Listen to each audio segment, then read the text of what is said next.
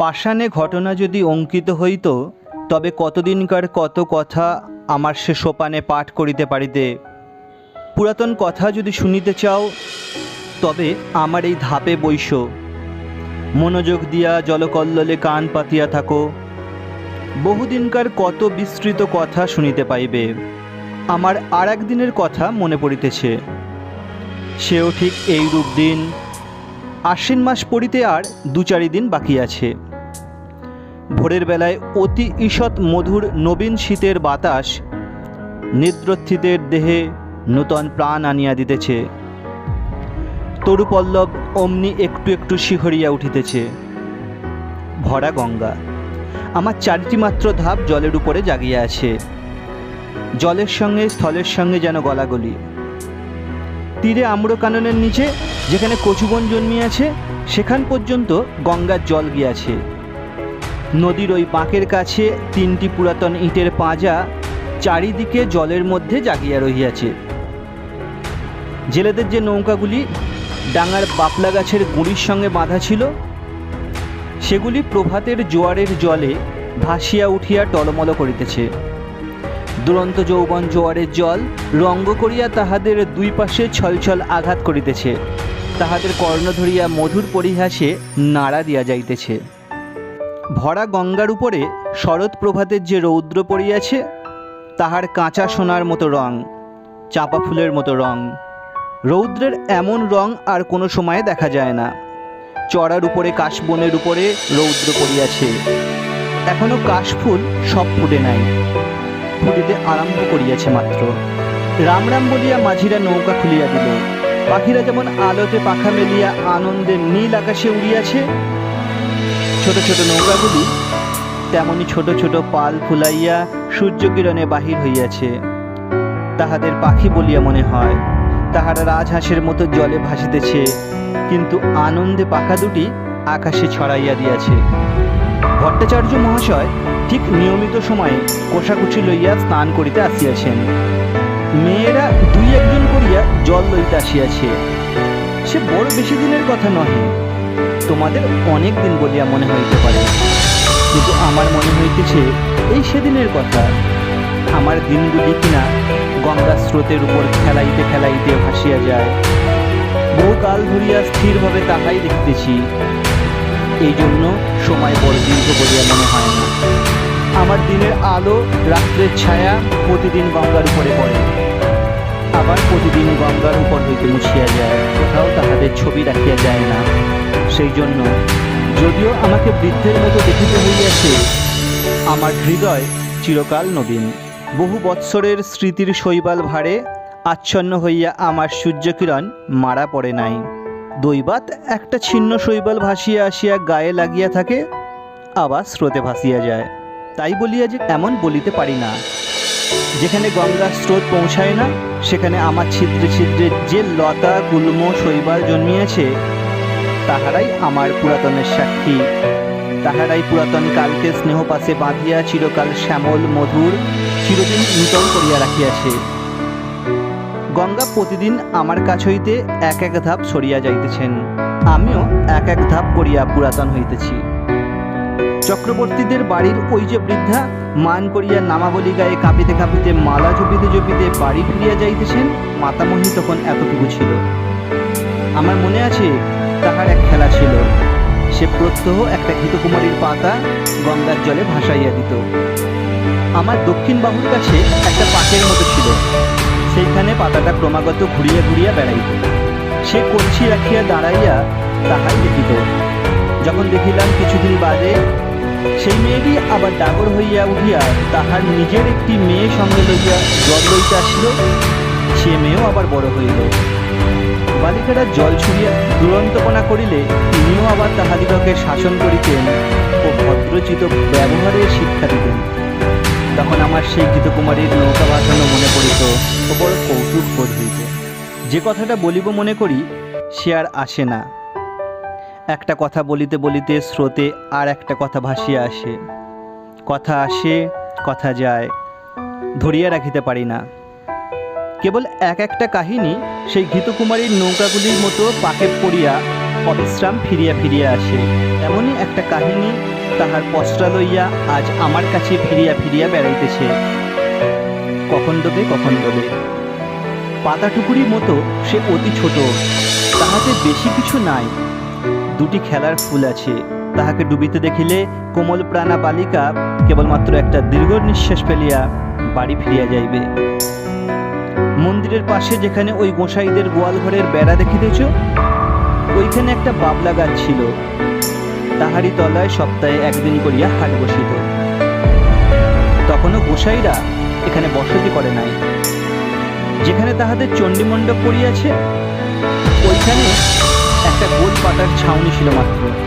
এই যে অশ্বত্থ গাছ আজ আমার পঞ্জরে পঞ্জরে বাপ প্রসারণ করিয়া সুবিকট সুদীর্ঘ কঠিন অঙ্গুলি জালের ন্যায় শিকড়গুলি দ্বারা আমার বিদীর্ণ পাষাণ প্রাণ মিঠা করিয়া রাখিয়াছে, এ তখন এতটুকু একটুখানি চারা ছিল মাত্র। কচি কচি পাতাগুলি লইয়া মাথা তুলিয়া উঠিতেছিল। রৌদ্র উঠিলে ইহার পাতার ছায়াগুলি আমার উপর সমস্ত দিন ধরিয়া খেলা করিত। ইহার নবীন শিকড়গুলি শিশুর অঙ্গুলির ন্যায় আমার বুকের কাছে কিলবিল করিত। কেহ ইহার একটি পাতা ছিঁড়িলে আমার ব্যথা বাজিত। যদিও বয়স অনেক হইয়াছিল, তবু তখনও আমি সিধা ছিলাম।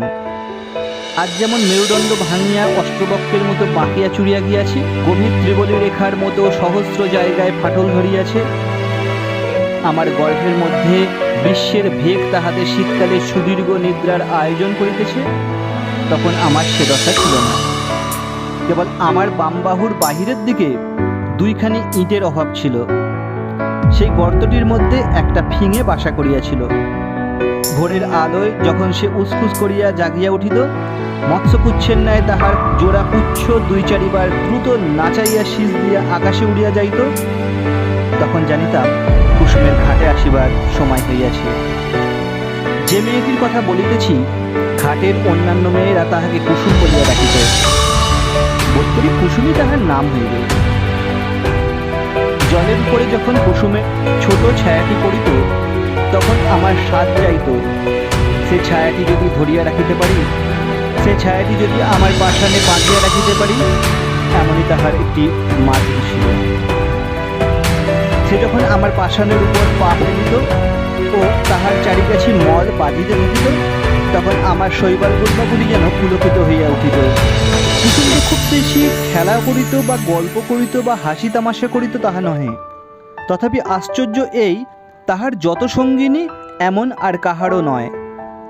যত দুরন্ত মেয়েদের তাহাকে না হইলে চলিত না।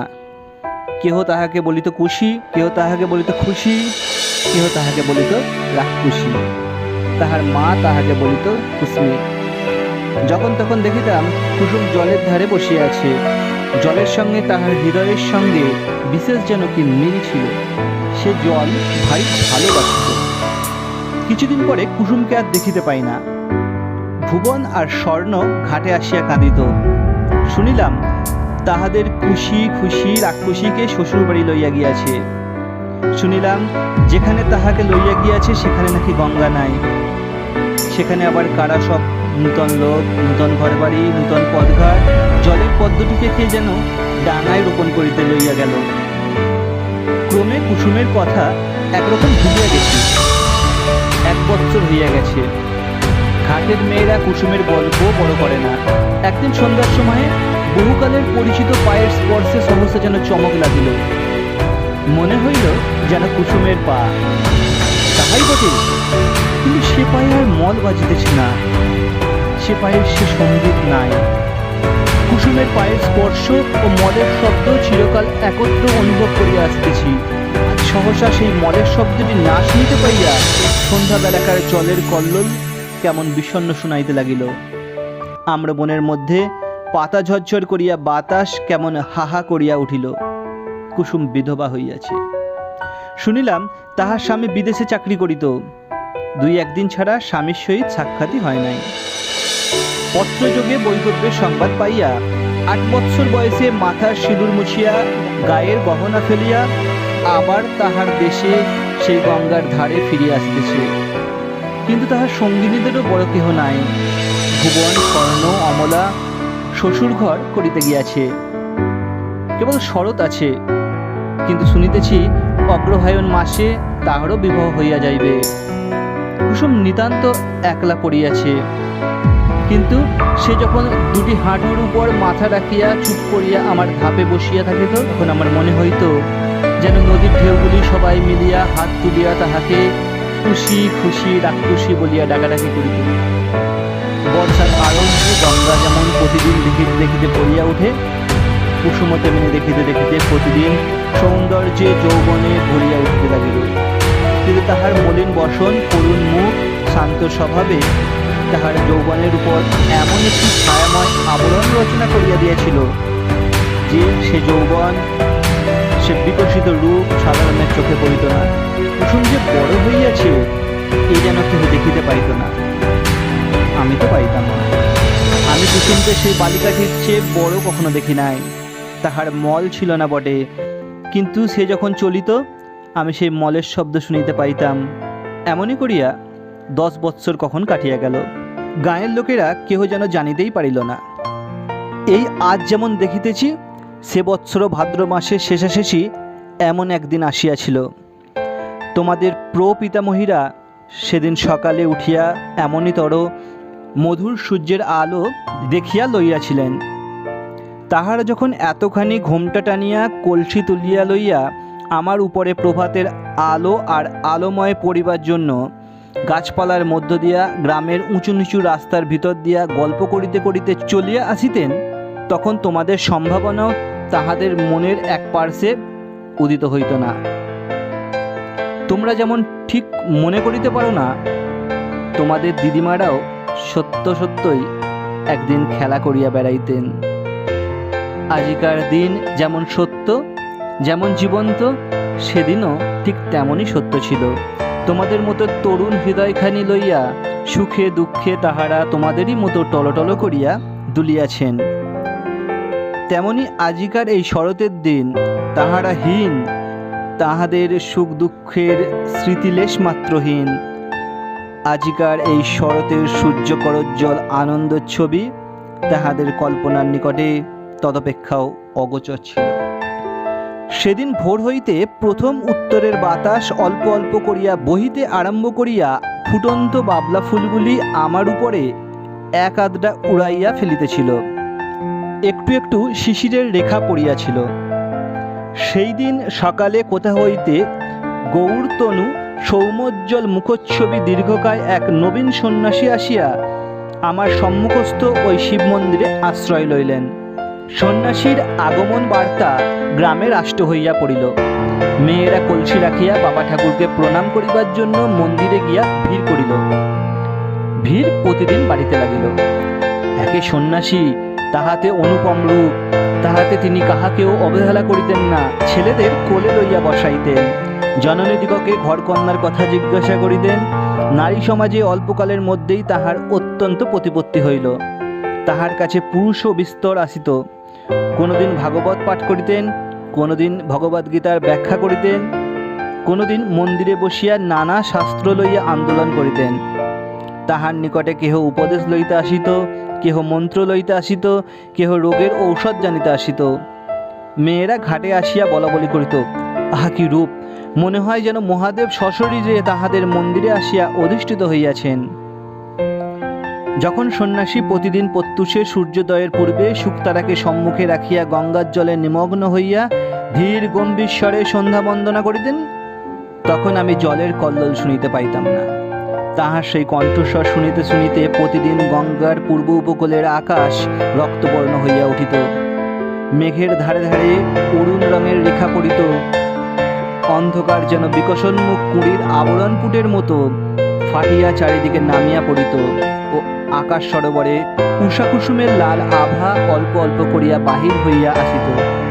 আমার মনে হইত যে এই মহাপুরুষ গঙ্গার জলে দাঁড়াইয়া পূর্বের দিকে চাহিয়া যে এক মহামন্ত্র পাঠ করেন, তাহারই এক একটি শব্দ উচ্চারিত হইতে থাকে, আর নিশিতিনীর কুহক ভাঙিয়া যায়, চন্দ্র তারা পশ্চিমে নামিয়া পড়ে, সূর্য পূর্বাকাশে উঠিতে থাকে, জগতের দৃশ্যপট পরিবর্তিত হইয়া যায়। এ কে মায়াবী, সন্ধ্যা স্নান করিয়া যখন সন্ন্যাসী হোমশিখার ন্যায় তাহার দীর্ঘ শুভ্র উন্নত লইয়া জল হইতে উঠিতেন, তাহার জটাজুট হইতে জল ঝরিয়া পড়িত। তখন নবীন সূর্যকিরণ তাহার সর্বাঙ্গে পড়িয়া প্রতিফলিত হইতে থাকিত। এমন আরও কয়েক মাস কাটিয়া গেল। চৈত্র মাসে সূর্যগ্রহণের সময় বিস্তর লোক গঙ্গা স্নানে আসিল। বাবলাতলায় মস্ত হাট বসিল। এই উপলক্ষে সন্ন্যাসীকে দেখিবার জন্য লোক সমাগম হইল। যে গ্রামে কুসুমের শ্বশুরবাড়ি, সেখান হইতে অনেকগুলি মেয়ে আসিয়াছিল। সকালে আমার ধাপে বসিয়া সন্ন্যাসী জপ করিতেছিলেন। তাহাকে দেখিয়াই সহসা একজন মেয়ে আর একজনের গা টিপিয়া বলিয়া উঠিল, বলো, এই যে আমাদের কুসুমের স্বামী। আর একজন আঙুলে 2টি ঘোমটা কিছুটা ফাঁক করিয়া ধরিয়া বলিয়া উঠিল, উমা, তাই তো গা, এই যে আমাদের চাটুর্যদের বাড়ির সর্দারবাবু। আর একজন ঘোমটার বড় ঘটা করিত না, সে কহিল, আহা, তেমনই কপাল, তেমনই নাক, তেমনই চোখ। আর একজন সন্ন্যাসীর দিকে মনোযোগ না করিয়া নিঃশ্বাস ফেলিয়া কলসি দিয়া জল ফেলিয়া বলিল, আহা, সে কি আর আছে, সে কি আর আসবে, কুসুমের কি তেমনই কপাল। তখন কেহ বলিল, তার এত দাড়ি ছিল না। কেহ বলিল, সে এমন একহারা ছিল না। কেহ বলিল, সে যেন এতটা লম্বা নয়। এইরূপে এ কথাটার একরূপ নিষ্পত্তি হইয়া গেল, আর উঠিতে পাইল না। গ্রামের আর সকলেই সন্ন্যাসীকে দেখিয়াছিল, কেবল কুসুম দেখে নাই। অধিক লোক সমাগম হওয়াতে কুসুম আমার কাছে আসা একেবারে পরিত্যাগ করিয়াছিল। একদিন সন্ধ্যাবেলা পূর্ণিমা তিথিতে চাঁদ উঠিতে দেখিয়া বুঝি আমাদের পুরাতন সম্বন্ধ তাহার মনে পড়িল। তখন ঘাটে আর কেহ লোক ছিল না। ঝিঝি পোকা ঝিঝি করিতেছিল। মন্দিরের কাঁসর ঘণ্টা বাজা এই কিছুক্ষণ হইল শেষ হইয়া গেল। তাহার শেষ শব্দ তরঙ্গ ক্ষীণতর হইয়া পরে পরে ছায়াময় বনশ্রেণীর মধ্যে ছায়ার মতো মিলাইয়া গেছে। পরিপূর্ণ জ্যোৎস্না, জোয়ারের জল ছলছল করিতেছে। আমার উপরে ছায়াটি ফেলিয়া কুসুম বসিয়া আছে। বাতাস বড় ছিল না, গাছপালা নিস্তব্ধ। কুসুমের সম্মুখে গঙ্গার বক্ষে অবারিত প্রসারিত জ্যোৎস্না। কুসুমের পশ্চাতে আশেপাশে ঝোপঝাপে গাছে পালায়, মন্দিরের ছায়ায়, ভাঙা ঘরের ভিত্তিতে, পুষ্করিণীর ধারে তালবনে অন্ধকার গা ঢাকা দিয়া মুখে মুড়ি দিয়া বসিয়া আছে। ছাতিম গাছের শাখায় বাদু ঝুলিতেছে। মন্দিরের চূড়ায় বসিয়া পেচক কাঁদিয়া উঠিতেছে। লোকালয়ের কাছে শ্রীগালের উদ্যোগ চিৎকার ধ্বনি উঠিল ও থামিল। সন্ন্যাসী ধীরে ধীরে মন্দিরের ভিতর হইতে বাহিরে আসিলেন। ঘাটে আসিয়া 2-1 সোপান নামিয়া একাকিনী রমণীকে দেখিয়া ফিরিয়া যাইবেন মনে করিতেছেন। এমন সময়ে সহসা কুসুম মুখ তুলিয়া পশ্চাতে চাহিয়া দেখিল, তাহার মাথার উপর হইতে কাপড় পড়িয়া গেল। ঊর্ধ্বমুখ ফুটন্ত ফুলের উপরে যেমন জ্যোৎস্না পড়ে, মুখ তুলিতেই কুসুমের মুখের উপর তেমনই জ্যোৎস্না পড়িল। সেই মুহূর্তেই উভয়ের দেখা হইল, যেন চেনাশোনা হইল। মনে হইল যেন পূর্বজন্মের পরিচয়। মাথার উপর দিয়া পেচক ডাকিয়া চলিয়া গেল। শব্দে সচকিত হইয়া আত্মসংবরণ করিয়া কুসুম মাথার কাপড় তুলিয়া দিল। উঠিয়া সন্ন্যাসীর পায়ের কাছে লুটাইয়া প্রণাম করিল। সন্ন্যাসী আশীর্বাদ করিয়া তাহাকে জিজ্ঞাসা করিলেন, তোমার নাম কি? কুসুম কহিল, আমার নাম কুসুম। সে রাত্রে আর কোনো কথা কইল না। কুসুমের ঘর খুব কাছেই ছিল। কুসুম ধীরে ধীরে চলিয়া গেল। সে রাত্রে সন্ন্যাসী অনেকক্ষণ পর্যন্ত আমার সোপানে বসিয়াছিলেন। অবশেষে যখন পূর্বের চাঁদ পশ্চিমে আসিল, সন্ন্যাসীর পশ্চাতের ছায়া সম্মুখে আসিয়া পড়িল, তখন তিনি উঠিয়া মন্দিরে গিয়া প্রবেশ করিলেন। তাহার পরদিন হইতে আমি দেখিতাম কুসুম প্রত্যহ আসিয়া সন্ন্যাসীর পদধূলি লইয়া যাইত। সন্ন্যাসী যখন শাস্ত্র ব্যাখ্যা করিতেন, তখন সে একধারে দাঁড়াইয়া শুনিত। সন্ন্যাসীর প্রাতঃসন্ধ্যা সমাপন করিয়া কুসুমকে ডাকিয়া তাহাকে ধর্মের কথা বলিতেন। সব কথা সে কি বুঝিতে পারিত, কিন্তু অত্যন্ত মনোযোগের সহিত সে চুপ করিয়া বসিয়া শুনিত। সন্ন্যাসী তাহাকে যেমন উপদেশ করিতেন, সে অবিকল তাহাই পালন করিত। প্রত্যহ সে মন্দিরের কাজ করিত, দেব সেবায় আলস্য করিত না। পূজার ফুল তুলিত, গঙ্গা হইতে জল তুলিয়া মন্দির ধৌত করিত। সন্ন্যাসী তাহাকে যে সকল কথা বলিয়া দিতেন, আমার সোপানে বসিয়া সে তাহাই ভাবিত। ধীরে ধীরে তাহার যেন দৃষ্টি প্রসারিত হইয়া গেল, হৃদয় উদ্ঘাটিত হইয়া গেল। সে সে যাহা দেখে নাই তাহা দেখিতে লাগিল, যাহা শোনে নাই তাহা শুনিতে লাগিল। তাহার প্রশান্ত মুখে যে একটি ম্লান ছায়া ছিল তাহা দূর হইয়া গেল। সে যখন ভক্তিভরে প্রভাতে সন্ন্যাসীর পায়ের কাছে লুটাইয়া পড়িত, তখন তাহাকে দেবতার নিকটে উৎসর্গীকৃত শিশিরধৌত পূজার ফুলের মতো দেখাইত। একটি সুবিমল প্রফুল্লতা তাহার সর্বশরীর আলো করিয়া তুলিত। শীতকালের এই অবসান সময়ে শীতের বাতাস বয়, আবার এক একদিন সন্ধ্যাবেলায় সহসা দক্ষিণ হইতে বসন্তের বাতাস দিতে থাকে। আকাশে হিমের ভাব একেবারে দূর হইয়া যায়। অনেকদিন পরে গ্রামের মধ্যে বাঁশি বাজিয়া ওঠে, গানের শব্দ শুনিতে পাওয়া যায়। মাঝিরা স্রোতে নৌকা ভাসাইয়া দাঁড় বন্ধ করিয়া শ্যামের গান গাহিতে থাকে। শাখা হইতে শাখান্তরে পাখিরা সহসা পরম উল্লাসে উত্তর প্রত্যুত্তর করিতে আরম্ভ করে। সময়টা এইরূপ আসিয়াছে, বসন্তের বাতাস লাগিয়া আমার পাষাণ হৃদয়ের মধ্যে অল্পে অল্পে যেন যৌবনের সঞ্চার হইতেছে। আমার প্রাণের ভিতরকার সেই নব যৌবনোচ্ছ্বাস আকর্ষণ করিয়াই যেন আমার লতাগুল্মগুলি দেখিতে দেখিতে ফুলে ফুলে একেবারে বিকশিত হইয়া উঠিতেছে। এ সময়ে কুসুমকে আর দেখিতে পাই না। কিছুদিন হইতে সে আর মন্দিরেও আসে না, ঘাটেও আসে না, সন্ন্যাসীর কাছে তাহাকে আর দেখা যায় না। ইতিমধ্যে কি হইল আমি কিছুই জানিতে পারি নাই। কিছুকাল পরে একদিন সন্ধ্যাবেলায় আমারই সোপানে সন্ন্যাসীর সহিত কুসুমের সাক্ষাৎ হইল।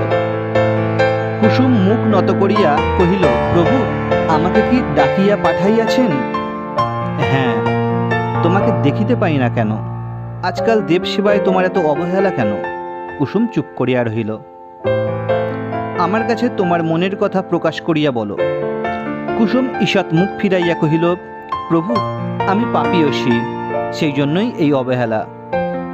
সন্ন্যাসী অত্যন্ত স্নেহপূর্ণ স্বরে বলিলেন, কুসুম, তোমার হৃদয়ে অশান্তি উপস্থিত হইয়াছে, আমি তাহা বুঝিতে পারিয়াছি। কুসুম যেন চমকিয়া উঠিল। সে হয়তো মনে করিল সন্ন্যাসী কতটা না জানি বুঝিয়াছেন। তাহার চোখ অল্পে অল্পে জলে ভরিয়া আসিল। সে সেইখানে বসিয়া পড়িল, মুখে আঁচল ঢাকিয়া সোপানে সন্ন্যাসীর পায়ের কাছে বসিয়া কাঁদিতে লাগিল। সন্ন্যাসী কিন্তু দূরে সরিয়া গিয়া কহিলেন, তোমার অশান্তির কথা আমাকে সমস্ত ব্যক্ত করিয়া বলো, আমি তোমাকে শান্তির পথ দেখাইয়া দিব। কুসুম অটল ভক্তিস্বরে কহিল, কিন্তু মাঝে মাঝে থামিল, মাঝে মাঝে কথা বাঁধিয়া গেল। আপনি আদেশ করেন তো অবশ্য বলিব, তবে আমি ভালো করিয়া বলিতে পারিব না। কিন্তু আপনি বোধ করি মনে মনে সকলেই জানিতেছেন। প্রভু, আমি একজনকে দেবতার মতো ভক্তি করিতাম, আমি তাহাকে পূজা করিতাম, সেই আনন্দে আমার হৃদয় পরিপূর্ণ হইয়াছিল। কিন্তু একদিন রাত্রে স্বপ্নে দেখিলাম যেন তিনি আমার হৃদয়ের স্বামী। কোথায় যেন একটি বকুল বনে বসিয়া তাহার বাম হস্তে আমার দক্ষিণ হস্ত লইয়া আমাকে তিনি প্রেমের কথা বলিতেছেন। এ ঘটনা আমার কিছুই অসম্ভব, কিছুই আশ্চর্য মনে হইল না। স্বপ্ন ভাঙিয়া গেল, তবু স্বপ্নের ঘোর ভাঙিল না। তাহার পরদিন যখন তাহাকে দেখিলাম, আর পূর্বের মতো দেখিলাম না। মনে সেই স্বপ্নের ছবি উদয় হইতে লাগিল। ভয়ে দূরে পলাইলাম, কিন্তু সে ছবি আমার সঙ্গে সঙ্গে রহিল। সেই অবধি আমার হৃদয়ে অশান্তি আর দূর হয় না। আমার সমস্ত অন্ধকার হইয়া গেছে।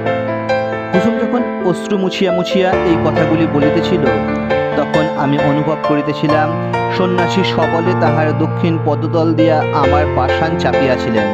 কুসুমের কথা শেষ হইলে সন্ন্যাসী কহিলেন, যাহাকে স্বপ্ন দেখিয়াছ সে কে বলিতে হইবে।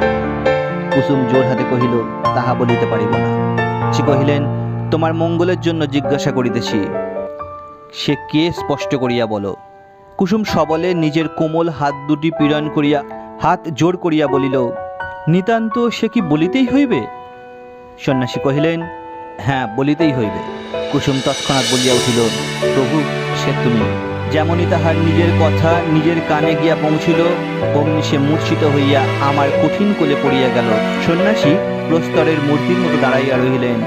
যখন মূর্ছা ভাঙিয়া কুসুম উঠিয়া বসিল, তখন সন্ন্যাসী ধীরে ধীরে কহিলেন, তুমি আমার সকল কথাই পালন করিয়াছ, আর একটি কথা বলিব, পালন করিতে হইবে। আমি আজই এখান হইতে চলিলাম, আমার সঙ্গে তোমার দেখা না হয়, আমাকে তোমার ভুলিতে হইবে। বলো, এই সাধনা করিবে? কুসুম উঠিয়া দাঁড়াইয়া সন্ন্যাসীর মুখের পানে চাহিয়া ধীর স্বরে কহিল, প্রভু তাহাই হইবে। সন্ন্যাসী কহিলেন, তবে আমি চলিলাম। কুসুম আর কিছু না বলিয়া তাহাকে প্রণাম করিল, তাহার পায়ের ধুলা মাথায় তুলিয়া দিল।